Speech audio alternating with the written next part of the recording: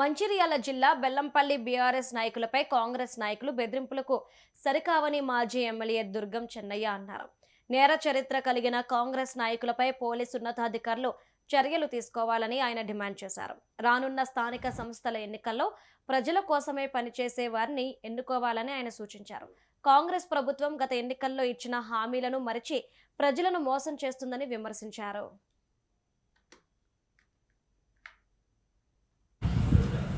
బెల్లంపల్లి నియోజకవర్గ ప్రజలందరూ కూడా పేరు పేరున నమస్కరిస్తూ,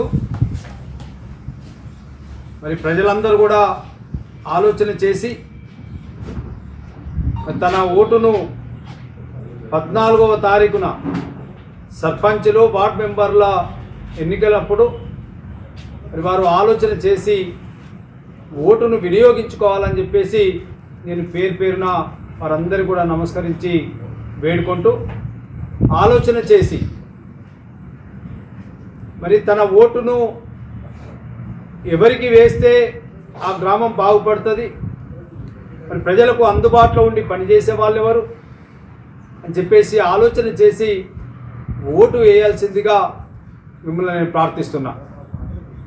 అట్లాగే ఈరోజు మరి ప్రభుత్వంలో ఉన్నటువంటి కాంగ్రెస్ పార్టీ నాయకులు మరి కన్నెపల్లి కావచ్చు, వేమనపల్లి కావచ్చు, తాండూరు కావచ్చు, కాస్పేట్ కావచ్చు, నిన్నెల కావచ్చు, ఈ మండలాలన్నింటిలో ఇవాళ కాంగ్రెస్ నాయకులు బీఆర్ఎస్ పార్టీ కార్యకర్తలపైన అభ్యర్థులపైన మరి బెదిరింపులకు పాల్పడుతూ ఇవాళ దాడులు చేసే పరిస్థితి మనం గమనిస్తున్నాం. మొన్న కన్నెపల్లి మండలంలో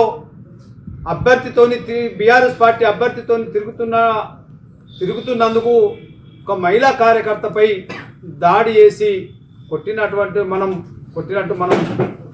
మొన్న జరిగిన సంఘటన.